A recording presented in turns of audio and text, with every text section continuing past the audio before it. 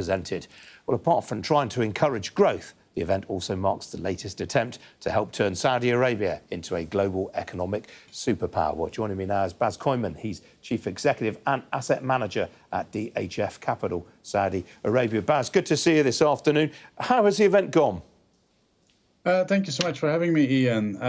It's extremely interesting to see, especially the first topic from our side. We really like to see the technical discussions, the AI discussions, the global questions about AI and jobs. About 70% of people are currently, in some studies, afraid of having their jobs adjusted by AI or even replaced by AI, and it was one of the more worldwide topics about regulation and a very interesting point for everybody in last year's and continuing in this year's World Economic Forum. Now, the Kingdom's obviously trying to reinvent itself as a high-tech hub and also a key business and leisure destination. How do you assess its progress to date? It's an extreme quick process. We have seen Dubai rise over the last 6 years, with DHF having an active office in Dubai, lately also expanding to Bahrain. And we just see from business perspective how much rules are changing and how quick they are changing to open international business into Saudi Arabia. We see that the international community is very welcomed. We see this with the 700 delegates now from all over the world. And it's interesting how quickly this country developed in being able to host a forum like this, infrastructure-wise, and also gaining so much international attention with the mega projects and mega structure projects over the last year. How important is the Kingdom in terms of helping the US maintain stability in the Middle East?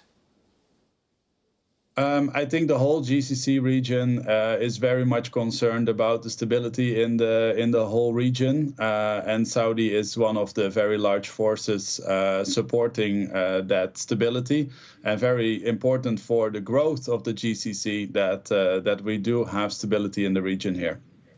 To what extent did the conflict between Hamas and Israel hang over the event this year? Maybe not so specifically at this moment. Of course, in the last few months and also the last few weeks, we have seen a lot of developments there. I myself had even flights rerouted, not being able to fly over restricted airspaces. So I think it was more of a feeling than of an actual issue for travel or attending the conference. So in generally, everything is quickly, let's say, back to normal in Saudi, Dubai, Bahrain itself. But the conflict, of course, is still a daily topic of discussion. And how much in evidence this year was Crown Prince Mohammed bin Salman, obviously the Kingdom's de facto ruler? So it's very interesting to see how close actually all the local families, the royal families, the ruler himself are interested in not only their own topics of their own country, but also all the world topics. So I've seen a lot of amazing discussions and possibilities for the expansion in Saudi Arabia itself, the GCC region, and also the technology increase and the intelligent economies rising, where AI is used, where Internet of Things is used, where 5G is being deployed in rural areas. It's all been a very interesting first technology discussion day, moving towards global economy next. What is really interesting, Bas, it seems to me, is that when the first of these events was held, it wasn't long after the death of Jamal Khashoggi, and a lot of people stayed away. They're all back. The real power brokers of the business world were all there this year. It seems to be a real vote of confidence in the Kingdom, if you like. Absolutely. I think that all international companies are very warm welcomed at this moment. As I said, a lot of quick changes has been made. It's been westernized very quickly. We've seen that first in Dubai over the last few years and the UAE. We've seen that now very quickly, or even quicker, happening in the Kingdom of Saudi.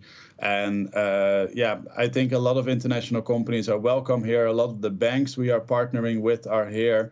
So it's an extremely welcoming community, and that has changed very quickly. Okay, Bas, have to leave it there.